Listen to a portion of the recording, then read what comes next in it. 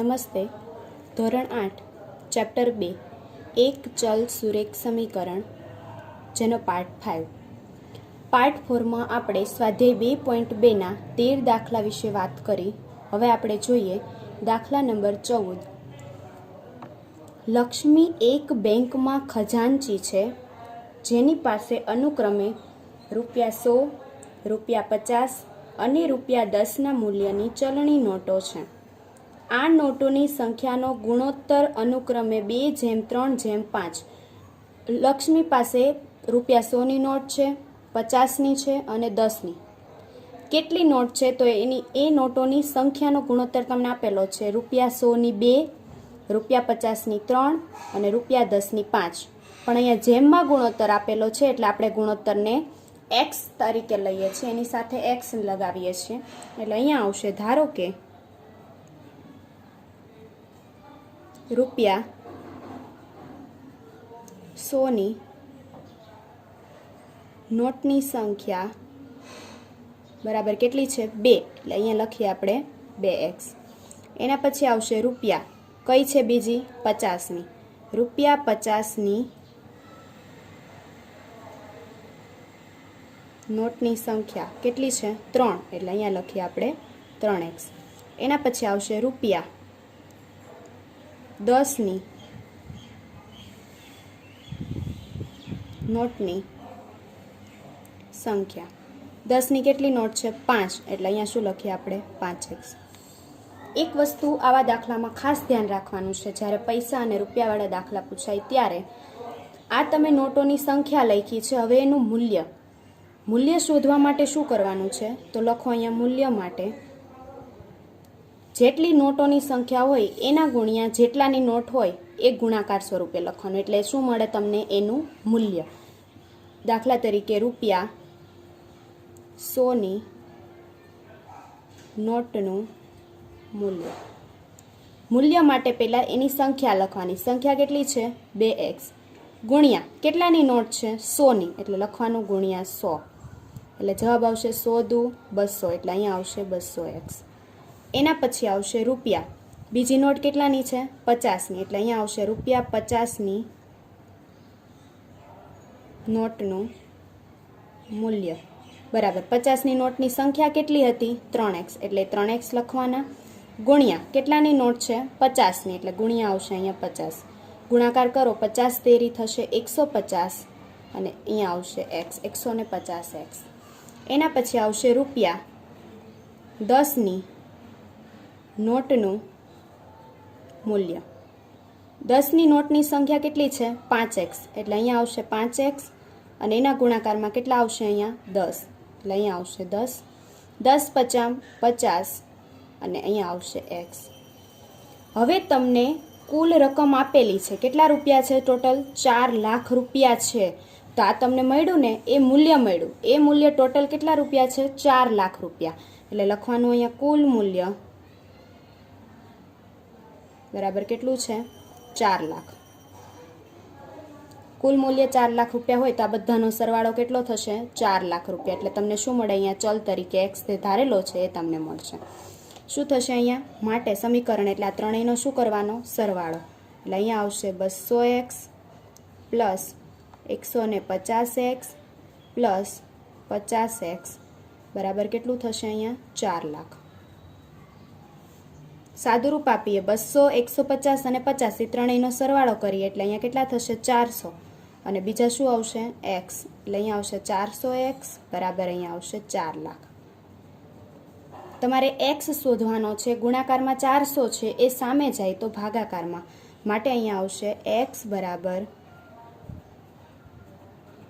4,00,000/400. 2 મીંડા કેન્સલ થશે. 4 એકા 4 અને બીજા 1, 2 ને 3 મીંડા આવશે. એટલે અહીંયા આવશે x બરાબર 1000. આ તમને કિંમત મળી, એક્સની મળી. તમારે શોધવાનું છે ચલણી નોટો કેટલી હશે. એટલે તમારે નોટોની સંખ્યા શોધવાની છે.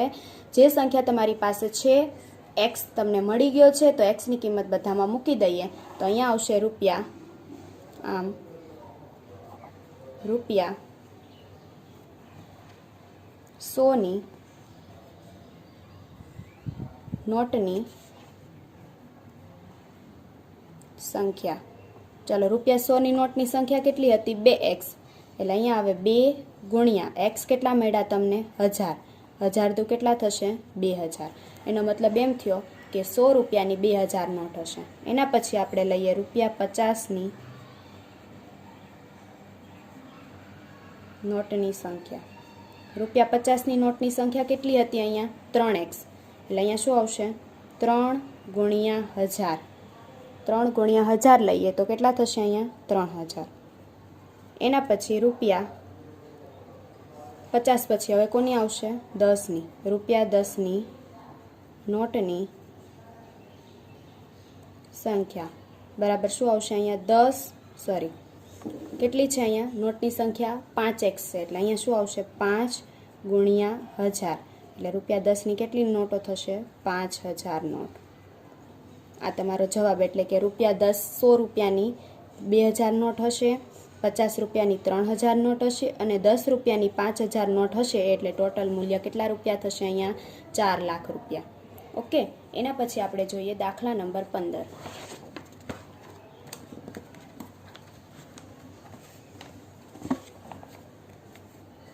મારી પાસે ₹1, ₹2 અને ₹5ના મૂલ્યવાળા કુલ 300ના સિક્કા છે. જો ₹2ના સિક્કાની સંખ્યા ₹5ના સિક્કા કરતાં 3 ગણી છે, જો સિક્કાની કુલ સંખ્યા 160 હોય તો દરેક મૂલ્યના સિક્કાઓની સંખ્યા શોધો. અહીંયા થશે, ચાલો મારી પાસે પહેલાં તો સિક્કા છે. સિક્કા કેટલા છે અને કયા કયા છે? તો પહેલાં તો એ લખીએ. ₹1ના છે, ₹2ના છે અને ₹5ના છે. આ 3 જાતના સિક્કા છે તમારી પાસે. આ સિક્કામાં ટોટલ કેટલા? 3000 રૂપિયાના સિક્કા છે. એટલે આ તમને મૂલ્ય આપેલું છે અને 160 છે એ કુલ સંખ્યા સિક્કાની આપેલી છે. ચાલો, ₹2ના સિક્કાની સંખ્યા આપેલી છે 5ના સિક્કા કરતાં 3 ગણી છે. કરતાની આગળ હોય ને એને x ધારવાનો. એ વસ્તુ ખાસ યાદ રાખજો. કરતાં 2 ગણી, કરતાં 3 ગણી, 4 ગણી આટલામાં ભાગની, પણ કરતાની આગળ જે હોય એને તમારે x ધારવાનું. તો અહીંયા x કોને ધારશો? ₹5ના સિક્કાની સંખ્યાને. એટલે અહીંયા આવશે, ધારો કે ₹5ના સિક્કાની સંખ્યા બરાબર કેટલી લઈએ? x. એના પછી આપેલી છે ₹2ના સિક્કાની સંખ્યા ₹5ના સિક્કા કરતાં 3 ગણી. 5 રૂપિયાના x હોય તો 2ના કેટલા થશે? 3 ગણી એના કરતાં. એટલે ₹2ના સિક્કાની સંખ્યા કેટલી થશે અહીંયા? 3x. એટલે અહીંયા આવશે ₹2ના સિક્કાની સંખ્યા બરાબર કેટલી થશે અહીંયા? 3x.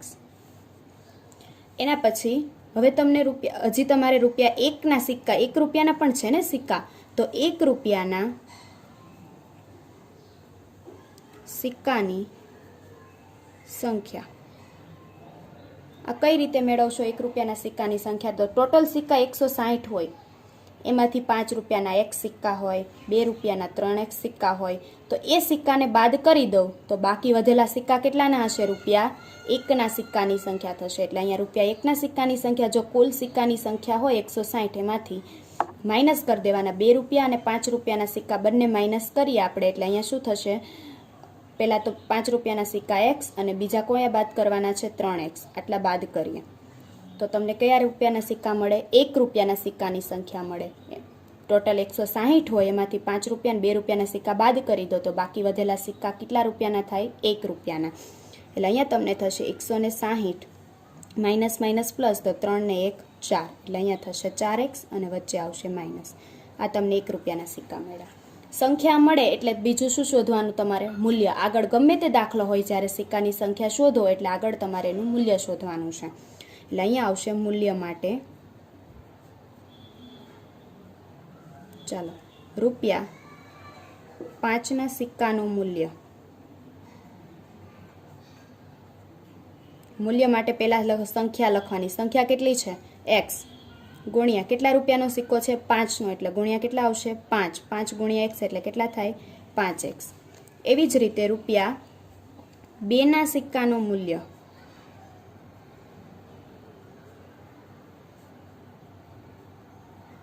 રૂપિયા 2ના સિક્કાની સંખ્યા કેટલી છે? 3x.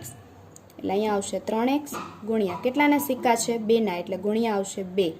3 દુ 6x, એટલે અહીંયા આવશે 6x. એના પછી આગળ જોઈએ રૂપિયા.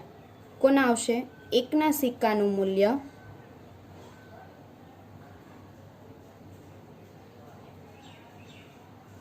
એકના સિક્કાનું મૂલ્ય આવશે. 1 રૂપિયાના કેટલા સિક્કા છે? 160 માઇનસ 4x. એના ગુણ્યા 1 કરો, એટલે આન્સરમાં કોઈ ફરક પડે નહીં, એટલે 160 માઇનસ 4x. કુલ રૂપિયાના આપેલા છે. કેટલા રૂપિયાના છે? 300. એટલે મૂલ્યનો બધાનો શું કરવાનો? સરવાળો. અને એ કેટલો થાય છે? 300. એટલે લખવાનું અહીંયા કુલ મૂલ્ય બરાબર 300. બધાનો સરવાળો કરો એટલે સમીકરણ કંઈક આવું બનશે. 5x પ્લસ આ કેટલું છે? 6x પ્લસ આનો સરવાળો કેટલો થશે? 160 માઇનસ 4x. એટલે અહીંયા આવશે 160 માઇનસ 4x બરાબર ટોટલ કેટલા છે? 300 રૂપિયા. ચાલો સરવાળા બાદ બાકી કરો અહીંયા આગળ. એટલે શું થાય? અહીંયા 6 ને 5 11. 11માંથી 4x બાદ થશે. એટલે 11માંથી 4 જાય તો કેટલા વધે? અહીંયા 7x પ્લસ 160 બરાબર કેટલા થશે? અહીંયા 300. આ પ્લસ 160 છે એને સામે લઈ જાઓ તો માઇનસ 160 થશે. એટલે અહીંયા આવશે 7x બરાબર 300 માઇનસ 160. ચાલો એ 300માંથી 160 બાદ થાય એટલે કેટલા મળશે તમને? 140. એટલે અહીંયા આવશે 7x બરાબર 140. 7 અહીંયા ગુણાકારમાં છે, સામે જાય તો ભાગાકારમાં, એટલે આવશે x બરાબર 140/7. 7 દુ 14 અને 20 માટે xની કિંમત કેટલા મળશે? x બરાબર 20. આ તો તમને હજી x જ મળ્યો. એના પછી આગળ છે સિક્કાની સંખ્યામાં કિંમત મૂકવાની છે. એટલે અહીંયા શું થશે? આમ રૂપિયા 5ના સિક્કાની સંખ્યા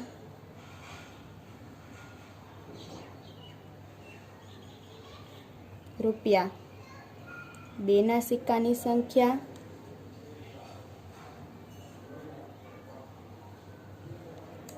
પછી રૂપિયા 1ના સિક્કાની સંખ્યા.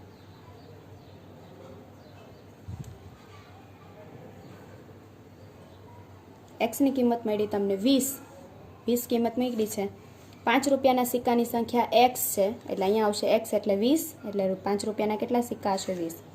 2 રૂપિયાના સિક્કાની સંખ્યા 3x છે, xની કિંમત 20 મૂકો તો 20 તેરી 60. એટલે અહીંયા આવશે 3 ગુણ્યા 20 બરાબર 2 રૂપિયાના કેટલા સિક્કા હશે? 60. એના પછી છે રૂપિયા 1ના સિક્કાની સંખ્યા આપેલી છે 160 માઇનસ 4x. એટલે અહીંયા આવશે 160 માઇનસ 4 અને xની કિંમત મૂકીએ આપણે 20. એટલે થશે અહીંયા 160 માઇનસ 4 દુ 8 એટલે 160 માઇનસ 80. એટલે 1 રૂપિયાના 160માંથી 80 બાદ થાય તો 1 રૂપિયાના 80 સિક્કા હશે. તો 5 રૂપિયાના સિક્કા 20 હશે, 2 રૂપિયાના સિક્કા 60 હશે અને 1 રૂપિયાના સિક્કા 80 હશે. એના પછી આપણે દાખલા નંબર 16 સ્વાધ્યાય 2.2નો લાસ્ટ દાખલો જોઈએ.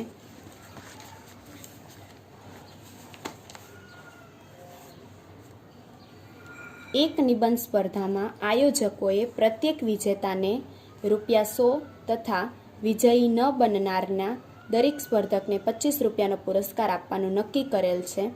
જો પુરસ્કાર સ્વરૂપે આપવામાં આવેલ કુલ રકમ કેટલા રૂપિયા? 3000 રૂપિયા. જે આગળ મૂલ્ય હતું ને એ અહીંયા 3000 રૂપિયા હોય. એની જેમ જ દાખલો કરવાનો છે. તો કુલ 63 સ્પર્ધકોએ ભાગ લીધો હતો. કેટલા સ્પર્ધકો? 63. જે આગળના દાખલામાં કેટલા હતા સિક્કા? 160. સ્પર્ધકોમાંથી વિજેતા થનાર સ્પર્ધકની સંખ્યા શોધો. જે શોધવાનું છે ને એને જ આપણે પહેલાં ધારી લઈએ. કયું છે? વિજેતા થનાર અને બીજું કોણ છે? વિજેતા ન થનાર. બે વસ્તુ છે અહીંયા. તો વિજેતા થનારની સંખ્યા શોધવાની છે જેને આપણે x ધારી લઈએ. એટલે અહીંયા આવશે ધારો કે વિજેતા થનારની સંખ્યા બરાબર કેટલી લઈએ? x. બીજા કોણ આવશે? વિજેતા ન થનારની સંખ્યા. આ તો નથી આપેલી તો કઈ રીતે મળશે? વિજેતા થનારની સંખ્યા આપણે x ધારી, તો ન થનારની સંખ્યા માટે ટોટલ સ્પર્ધકો 63 હતા, એમાંથી વિજેતા ન થનારની સંખ્યા, તો ટોટલ સ્પર્ધકો 63 હતા, એમાંથી વિજેતા થનારની સંખ્યા x છે, તો એને જે બાદ કરી દઈએ તો બીજા વધે એ કોણ બને? વિજેતા ન થનારની સંખ્યા.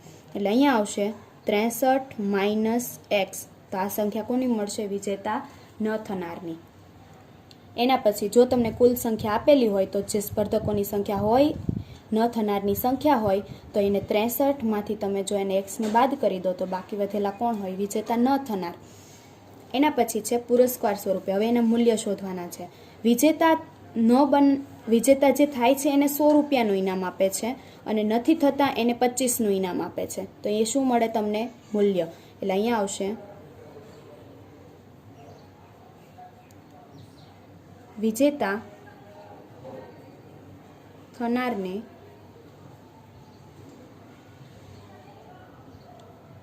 મળતી કુલ રકમ બરાબર વિજેતા થનારને મળતી કુલ રકમ. તો વિજેતા થનારની સંખ્યા કેટલી છે? x અને ગુણ્યા વિજેતા થાય એને કેટલા રૂપિયા મળે છે? 100 રૂપિયા. એટલે અહીંયા આવશે x ગુણ્યા 100. એટલે અહીંયા કેટલા આવશે? આ 100x. એના પછી આવશે વિજેતા ન થનારની સંખ્યા, વિજેતા ન થનારને મળતું ઇનામ. ચાલો, વિજેતા ન થાય એને કેટલા રૂપિયા મળે છે? 25 રૂપિયા. તો એની સંખ્યા કેટલી છે? પહેલાં તો 63 માઇનસ એક્સ. તો અહીંયા શું આવશે? 63 માઇનસ એક્સ, આટલું તો છે જ, અને એના ગુણાકારમાં એને કેટલા રૂપિયા મળે છે? 25 રૂપિયા. એટલે બંનેનો શું કરવાનો છે? ગુણાકાર. તો તમને આ ટોટલ કેટલું મળશે? 25 અને 63 બંનેનો ગુણાકાર કરો એટલે કેટલા મળશે તમને? 1575. વચ્ચે આવશે માઇનસ, 25નો એક સાથે ગુણાકાર કરો એટલે અહીંયા આવશે 25x. કાઉન્સ છૂટો પડે તો 25નો બંને સાથે ગુણાકાર થાય. અહીંયા જે મધ્યમ નિશાની હોય એ વચ્ચે નિશાની આવશે. એના પછી આપણે આગળ જોઈએ તો હવે તમને ટોટલ આપેલા છે પુરસ્કાર પેટે ટોટલ કેટલા રૂપિયા છે? 3000 રૂપિયા. તો આ બંનેનો શું કરવાનો? સરવાળો. એટલે અહીંયા લખવાનું કુલ રકમ બરાબર કેટલા રૂપિયા છે? 3000 રૂપિયા. માટે બંનેનો સરવાળો કરો એટલે શું થશે? અહીંયા 100x પ્લસ 1575 માઇનસ 25x બરાબર 3000. સરવાળો કરો તો 100માંથી 25 બાદ થાય તો કેટલા વધે? અહીંયા 75x બરાબર. આ 1575 પ્લસ છે, સામે જાય તો માઇનસ, એટલે અહીંયા આવશે 3000 માઇનસ 1575. માટે અહીંયા આવશે 75x બરાબર 3000માંથી 1575 બાદ થાય તો કેટલા? 1575 બાદ થાય તો તમને કેટલા મળશે? અહીંયા 1425. આ 75 અહીંયા ગુણાકારમાં છે, સામે આવે તો ભાગાકાર. એટલે અહીંયા આવશે x બરાબર 1425 છેદમાં 75. 1425 છેદમાં 75 બંનેનો ભાગાકાર કરો. પહેલાં બંનેના 25 વડે ભાગ ચાલે તો અહીંયા કેટલા થશે? 25 તેરી 75. 75 વડે ભાગ ચલાવો એટલે અહીંયા આવશે 19. 25 3 75 ગુણ્યા 19 કરો એટલે અહીંયા આવશે 1425. માટે અહીંયા આવશે x બરાબર 19. આ તો તમને x મળ્યો. હવે તમારે વિજેતા થનાર સ્પર્ધકની સંખ્યા, તો વિજેતા થનાર સ્પર્ધકની સંખ્યા આપણે x ધારી હતી, તો x બરાબર 19 મૂકી દો એટલે અહીંયા આવશે આમ વિજેતા થનારની સંખ્યા બરાબર 19. આ તમને વિજેતા થનારની સંખ્યા મળી ગઈ. Thank you.